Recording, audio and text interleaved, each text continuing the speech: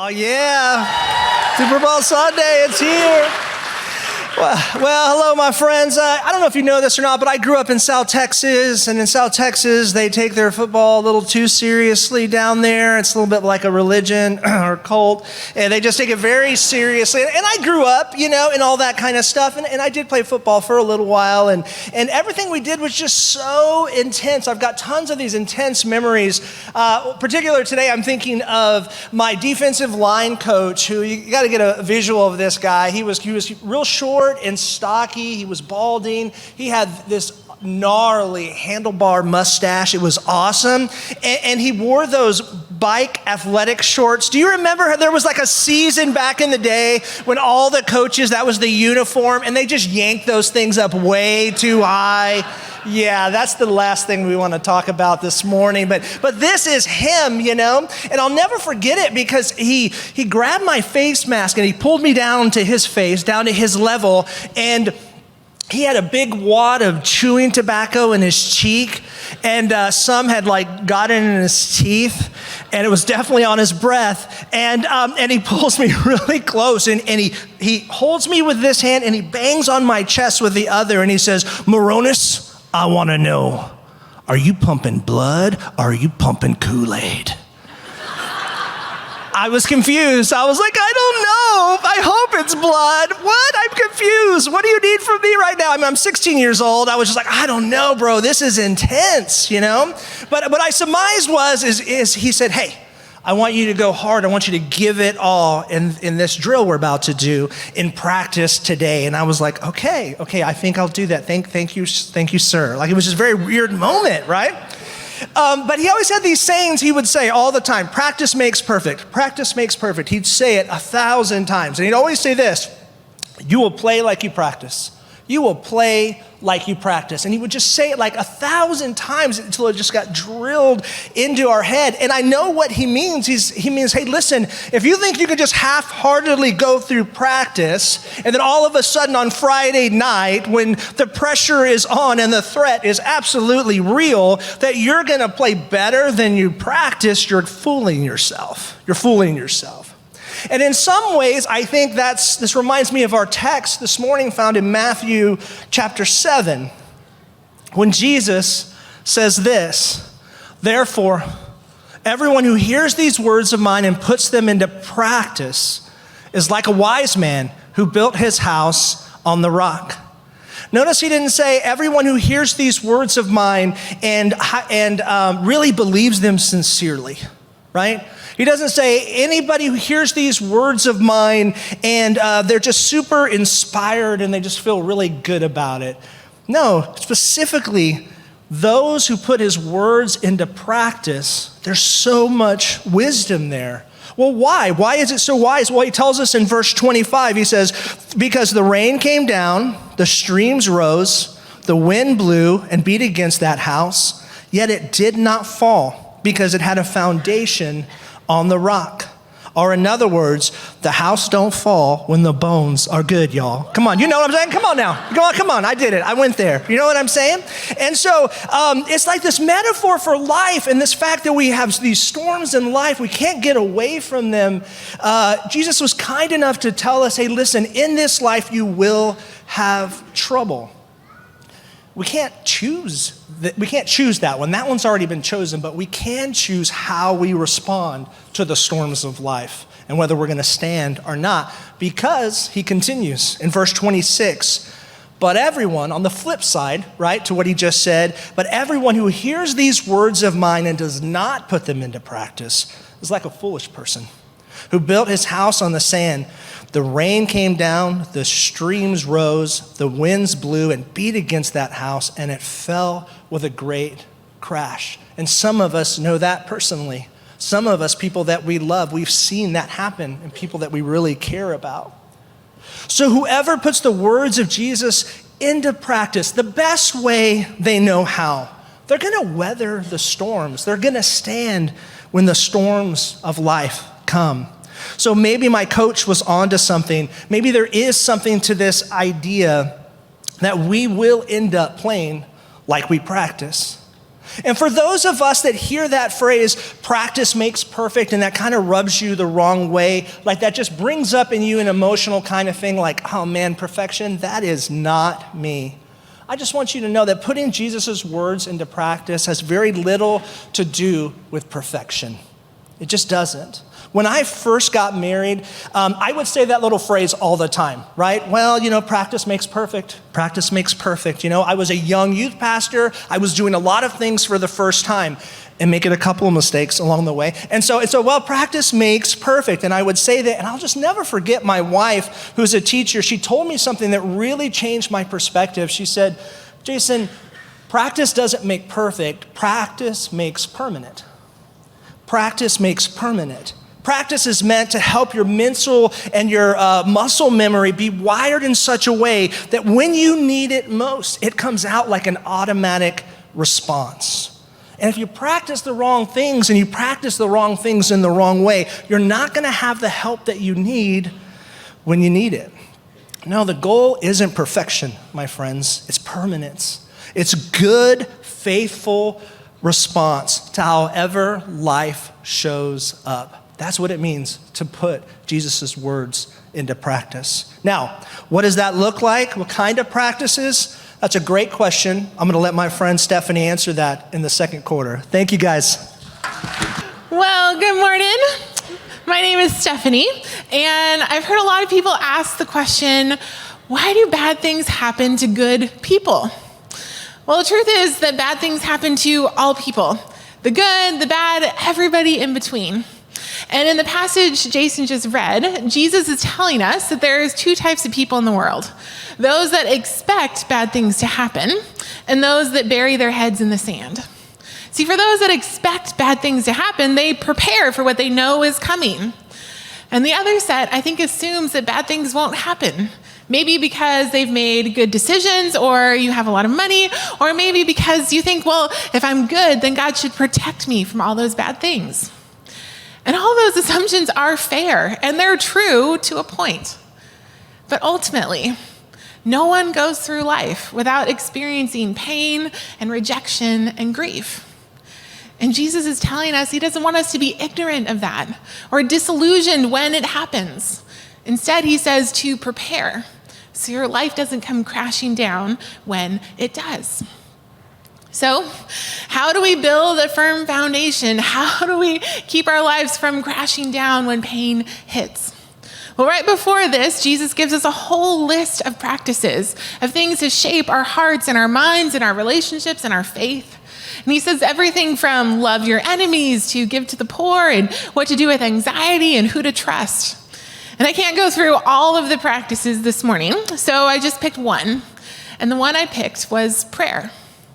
Because I think prayer is both the most basic and the most confusing part of a relationship with God. Because it's really hard to have a conversation with somebody that you can't see or hear. But Jesus made prayer really simple. And he gave his followers this prayer. He said, our Father in heaven, hallowed be your name. Like holy is your name. Your kingdom come, your will be done on earth as it is in heaven. Give us this day our daily bread. Forgive us our debts as we forgive our debtors. Lead us not into temptation, but deliver us from the evil one. I mean, it's a 15-second prayer. It's just 4 sentences. Jesus made prayer simple. And you might be thinking, well, it can't be that simple. And maybe the language kind of messes you up, but he's simply saying, just stop and acknowledge God, and then he's great. And ask for what you need. Remind yourself that you probably need forgiveness and you probably need to forgive someone. And then ask God for strength to resist whatever temptation threatens to destroy your life. It was simple. I mean, even if you've never said a prayer in your life, you probably could fill in those 4 blanks. And I know you might be thinking, well, prayer can't be that simple, like 15 seconds. And if it is that simple, then how does that build a firm foundation? I mean, that doesn't feel like very much. But I think if we did that every day, or if we even did it every hour, 15-second prayers, it would radically change our lives. Because every time we said a prayer like that, it would remind us that God is here, that he's not far away, that he's here. And that the world's not on our shoulders, it's on his.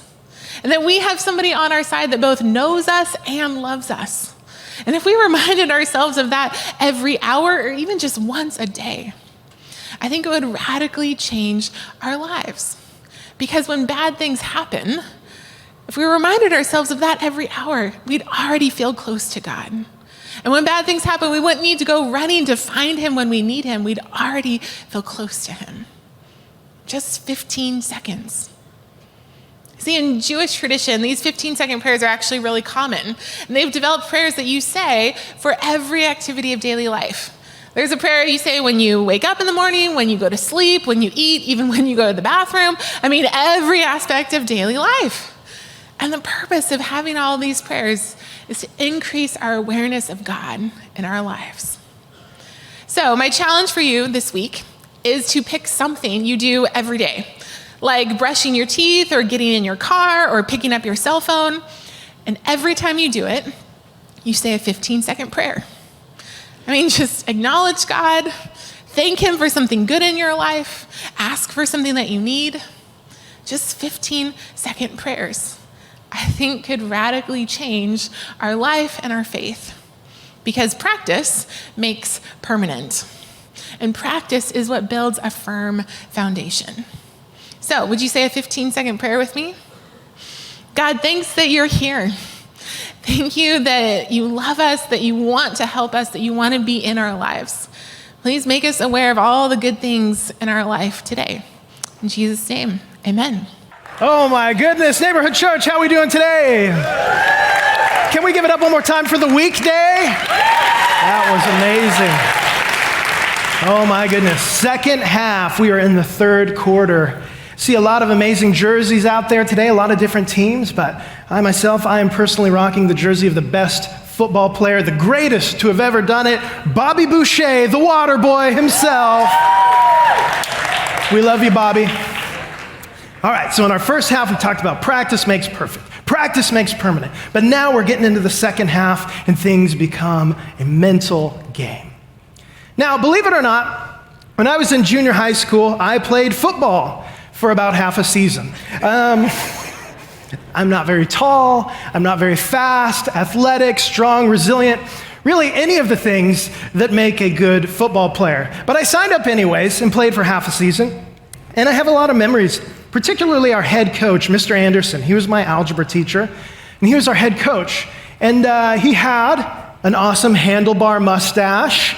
He wore tiny little bike shorts that we used to hike up. He chewed tobacco. In fact, Jason, this sounds very familiar. Mr. Anderson, I remember him on the sidelines shouting at us constantly, yelling at us. It was like boot camp for junior high. In fact, I had to wonder if Mr. Anderson didn't have some emotional issues that he was working out there on the gridiron. But there's one thing he would shout over and over again. It's keep your eye on the ball, especially the wide receivers. Keep your eye on the ball. Keep your eye on the ball. If you want to make the catch and get the big touchdown that wins the game, you got to keep your eye on the ball. Not on the quarterback, not on the spectators, not on the cute cheerleader on the sidelines, hey.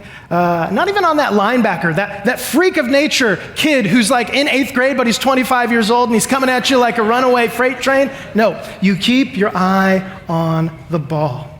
Stay focused. Don't get distracted. Now, years later, I bought a motorcycle in my mid-20s. It was a Harley Sportster 1200. And in order to get a motorcycle endorsement on your license, you have to go to motorcycle safety school. And it was there that I learned a lesson that reminded me of Mr. Anderson and his incessant keep your eye on the ball shouting. In safety school, they teach us one of the most important lessons about riding is you've got to look where you want to go. When you're riding a motorcycle, cars are going by, obstacles, all that, you want to look where you want to go. They taught us about the danger of something called target fixation. Here's the definition of that. Target fixation is a panic reflex. When confronted with a dangerous situation, our natural instinct is to look directly at the object posing the threat and exclude everything else. We tend to go where our eyes take us, often directly into the object.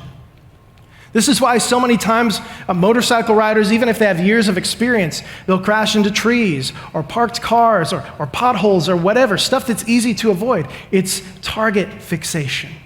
They look at the obstacle and then eventually they steer into it.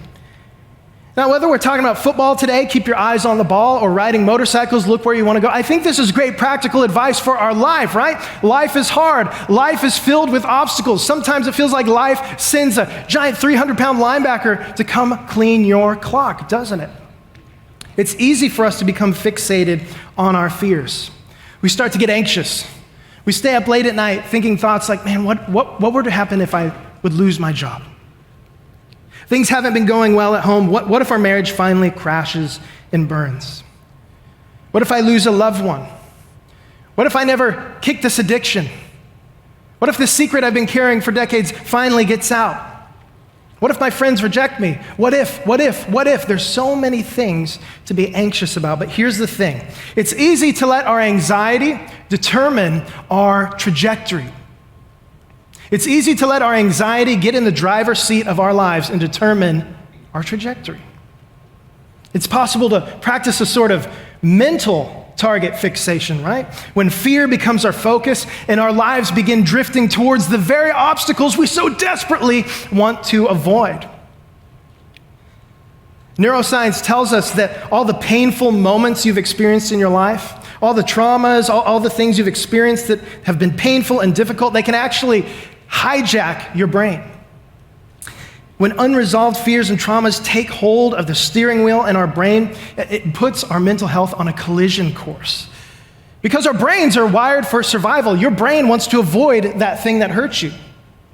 Your brain wants to avoid that thing that triggers you, that triggers those memories of trauma, even if it means driving your life into a ditch. Our anxiety can determine our trajectory. I love how one pastor and author named Craig Rochelle put it. He said this: our lives move in the direction of our strongest thoughts.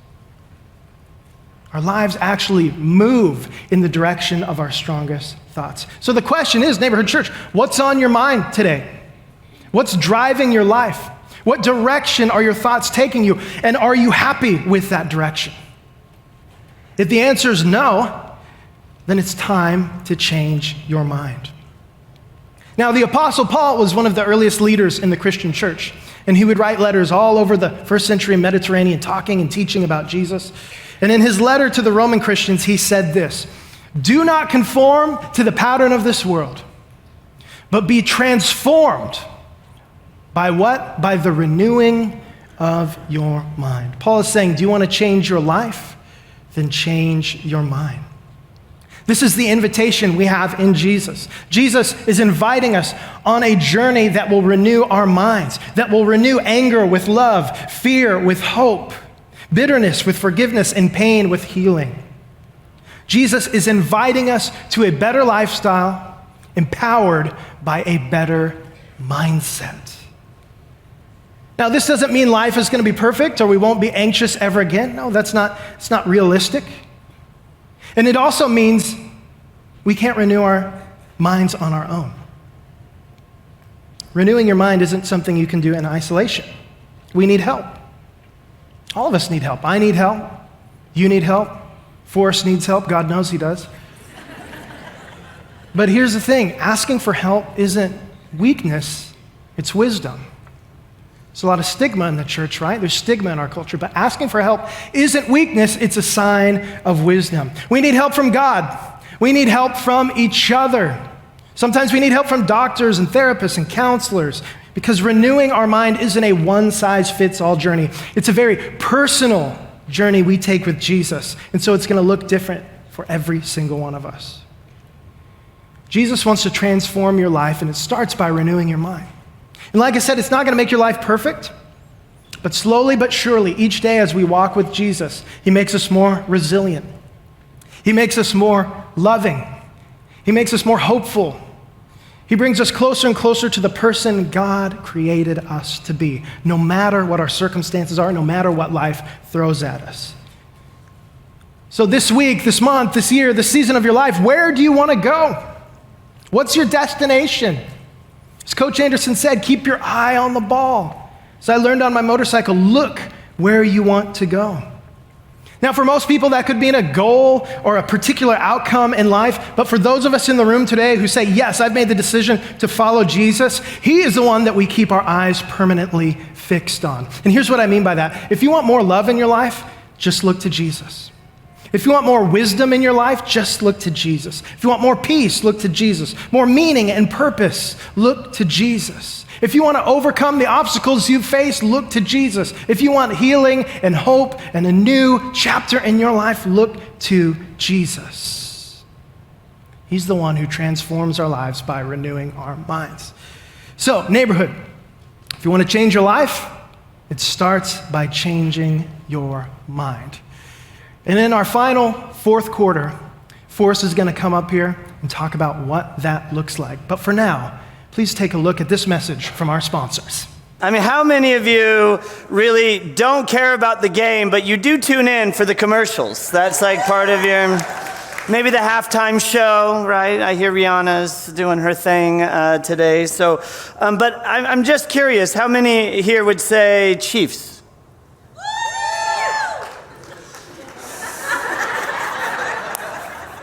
We went over this last week.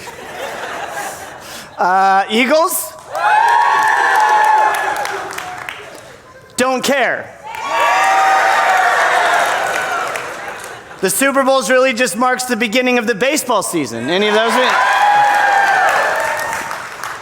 Diverse crowd here at Neighborhood. Okay, want to play a game with you? I haven't even done this.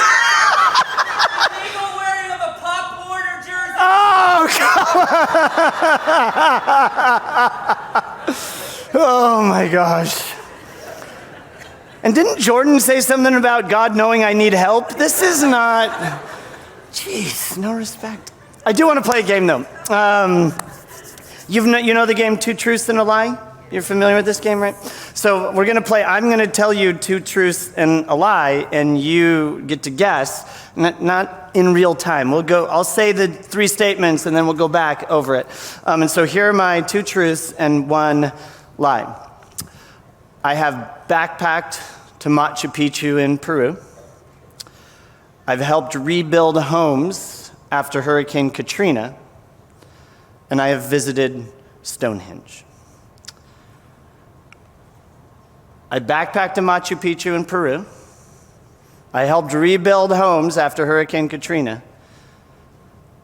And I have visited Stonehenge. Okay, how many think that my lie is that I've backpacked to Machu Picchu in Peru? I have, in fact, backpacked to Machu Picchu in Peru. How many of you think the lie is that I rebuilt homes after Hurricane Katrina? You all think I'm selfish. I did, in fact, help rebuild homes after Hurricane Katrina. How many in the rest of you chose? I've never been to Stonehenge in my life. Yeah. Now, I will say this, I almost went to Stonehenge. Katie and I were in London, and we had booked a tour to go to Stonehenge, and then that morning, I got a text that said the tour had been canceled because of weather, and so it crushed my hopes and dreams of ever going to Stonehenge. But I have never visited Stonehenge. Now, I played that quick game with you because I think that the game Two Truths and a Lie and our brains kind of work a little bit the same way. The goal being, what's the lie, right? We're kind of highlighting the lie. Now, in the game, Two Truths and a Lie, the idea is to highlight the lie and sort of root it out. That's the lie, get out of here, right? Our brains, though, note a difference, actually doesn't really try to root the lie out. Oftentimes, our brains lean in, elevate, turn on a neon light. Like, this is the lie. And not to get rid of it, but to actually double down on it and to make you think that that lie is actually true.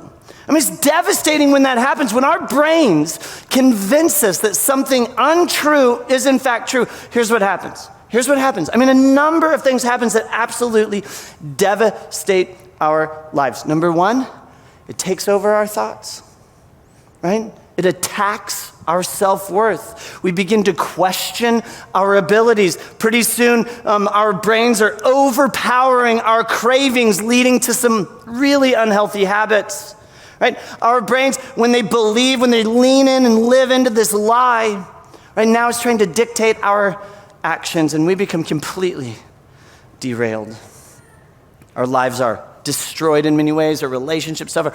All of that begins to happen. And I think that's why 2,000 years ago, Jordan mentioned this guy, the Apostle Paul, was writing a lot of letters. We just finished a teaching series about this. And in one of those letters to the Christians in Rome, he says, listen, if you want to change your life, change your mind. Change your pattern of thinking. Right? It is a very big, he says, listen, if you wanted the Jesus thing, at the heart of the Jesus thing is rooting out what's not true about you so that you can live into the truest things about you. That if you want to follow Jesus, at the heart of it is changing your mind. Because if you don't, in many ways, you'll live out of and live into really your untrue self, your false self. You'll be missing the truest, the best things about you. And you'll miss being able to achieve or live out of your fullest potential. In fact, when we begin to sort of lean in, when our brains trick us and we believe it, here's what happens. I actually made a list of all the ways when we believe the lies our brains tell us that it can derail our lives. Here's the list. If you believe the lies that your brain convinces you are true, it'll suck up your time. How many of you have spent way too much time overthinking about something stupid? Yeah, many of you. Yeah, right? It'll take over your life in many ways, right? It's exhausting when you live out of a lie, right? It's just never ending. Causes you to lose time or other opportunities. It'll restrict your life and activities, causes you to avoid people, places, or events that you enjoy, right? The list goes on. There we go. When we believe the lies our brain convinces us are true, it creates conflict in our relationships, make you miss out on important relationships, you obscure your reality so that you think these negative messages are true. Keeps you from following the path of your true self, keeps you trapped and serving others, not serving others in you should serve others, but in this oppressed sort of slavery style version of serving others. Causes you to indulge in cravings, urgings, desires that lead to unhealthy habits. All of this because our brain, for whatever reason, is a bit of a magnet for negative messaging that convinces you is true. But I think Paul comes along and he says, no. Your brain and your mind are actually two things. You've got your brain wanting to do what it's going to do, but you have a little bit of control and decision making when it comes to your mind. You can change your mind. You can convince your brain that it's full of baloney. Right? In fact, Paul said that 2,000 years ago, but what I love about sort of modern science, especially modern neuroscience, it's continues to just explain, I think, what some of these ancient guys kind of knew all along. In fact, he's a Jesus guy and he's a noted neuroscientist. His name's Jeffrey Schwartz. He wrote a book called You Are Not Your Brain. And in it, he says, listen, if you want to change your mind, if you want to sort of shut down sort of your brain's desire to want to grab onto negative messages and convince you that they're true, there's 4 steps. There's 4 things that you can do today that'll help you sort of reprogram your mind and help you live out of your true self, that you can be transformed if you do these 4 things. And here's what Schwartz argues. He says, listen, the first thing you got to do is just relabel. Identify deceptive brain messaging, right? The uncomfortable sensation, and just call them out for what they are. Just spend some time and just call it out. Relabel that stuff. Step 2, reframe. Change your perception of the importance of the deceptive brain messages. Again, your brain wants to make these lies highlighted, right? Neon lights, all of that. You have got to say, no, they are not that important. They're not that important. Say why these thoughts, urges, and impulses keep bothering you. They're false brain messages. It's not me, it's just my brain, right? That's an important distinction. It is not you, it's just your brain. Third step, refocus. Direct your attention towards an activity or mental process that is wholesome and productive. In this case, I would say, find something that's most true about you and just don't let up. Don't let up. In fact, the earliest Jesus people, they actually went out of their way to make sure you knew some incredibly true things about you. Here's just an example. Here's three of the most true things about you. Again, your brain may have convinced you that these aren't true, but they are true. You're loved. You're loved by the creator of the universe. You're loved. You've actually been chosen by the creator. And here's one I think so many of us need to hear, because we've been convinced we are what we do, we are what we can produce. No. The truest thing about you is that you, just as you are enough. And then the last step, revalue. Revalue. Clearly see the thoughts, urges, and impulses for what they are, simply sensations caused by a crazy brain, right? That's what they are. But your mind, you are not your brain. You can revalue those things and say, this is what's true about me. And I just love it. I love that neuroscience says you can change your mind, you can change your life. And here they are, right? Here are the steps again. You've got to relabel, reframe, refocus, and revalue. Again, I love this. And I think if the Apostle Paul was here, he would be like, that's what I've been saying for 2,000 years. Be transformed by the renewing of your mind, because your brain is crazy, right? And will convince you all sorts of really negative things are not true about you. But you have the choice to refocus your mind on what's most true about you. You're loved, you're chosen, and you are in fact enough. That, I think, is how we win the game. How we doing? Yeah? You guys have fun today? Yeah, so fun today. Well, hey, the day's not over. We've got a bunch of people have volunteered to tailgate. And so there's like salsas out there, cornbread, Frito, sausage, all kinds of stuff. Now there's a whole lot of you in this room, so I hope it lasts. Third service, they're definitely out of luck. That's not gonna happen for them. But hey, a couple things before you go. Don't forget, if you're here and you're like, hey, this has been fun and great, and are we allowed to do songs by the weekend at church? All of that. But if you're like, I'm not really in that space, I've got a lot going on, and I just need somebody to hear my story and pray for me. Down to my left, right after the service, there'll be some people there, would love to pray for you and just kind of let you know you're not alone. And I think that's it. So have a great Super Bowl Sunday, and we'll see you next week, guys. Oh, sorry, I know I screwed that up. I'm going to pray, and then we can do the clap thing. Does that sound okay? All right. So have to be a little spiritual. It's church, for crying out loud. Jesus, thanks so much for today. It's just, man, I'm so grateful for neighborhood, and man, that we just have so much fun together, and get to still talk about you, and remind ourselves that you are the truest thing about us. And that so often our brain wants to convince us that that's not true. So help us to renew our mind and remember and believe and live into the most profound, wonderful truth in the whole world. It's you. Jesus, we love you, and it's in your name we pray. Amen. And now you can clap. All right, see you guys later.